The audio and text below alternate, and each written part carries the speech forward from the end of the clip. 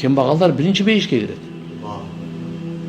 Байларга караганда 500 жыл мурун бейишке кирет. Эгерде ошол бай ибадаткөй болсо, ошол бай такыба болсо, ошол бай Алланын акысын берип турган болсо, ошондой байдан кембагал 500 жыл мурда кирет. Берки байларды айтпай эле турам мен. Алар пока эсеп китеп, ошол бай эсеп китебин берилчекти ошончо. Пайгамбар саллаллаху алейхи ва саллям өзү кембагал болгон.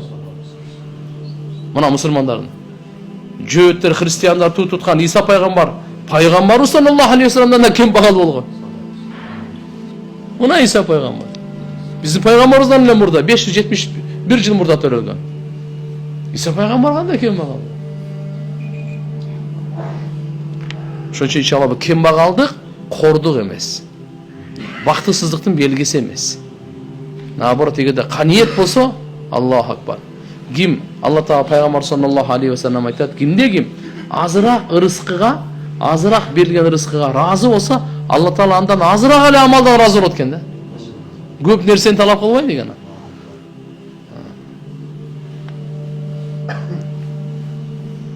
Да. Пайгамбарларды көрдү. Адам алейхиссалам өзүнүн урпактарын карады да. Белинен чыккан урпактарды караса азыр кандай? Бейиштиги дагы, дозоктугу дагы бар. Караса ар кандай өңдөрү дагы бар, байы кембагалы дагы бар.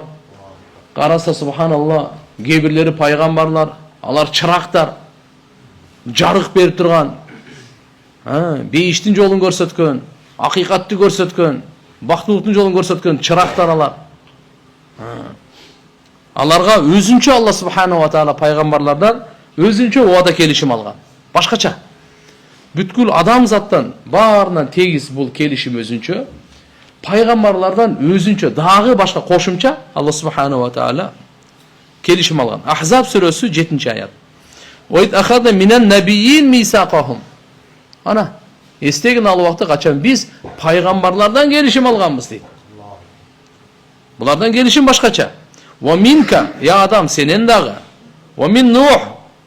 Жок, мындай пайгамбарыбыз Мухаммад алейхиссаламдан да. Ва мин Нух алейхиссаламдан дагы. Ва Ибрахим пайгамбардан. Ва Муса пайгамбардан. Ва Иса ибн Марьям, Мариямдын баласы Исадан дагы баарынан Алла субхана ва таала бул келишим алган. Пайгамбарлардан келишим доңуздар кандай болот?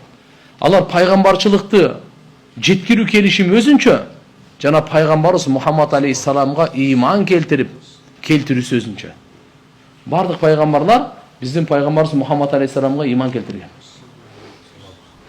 Эгер заманын таап калсак, жардам беребиз деген Алла субхана ва таала убадасын алган.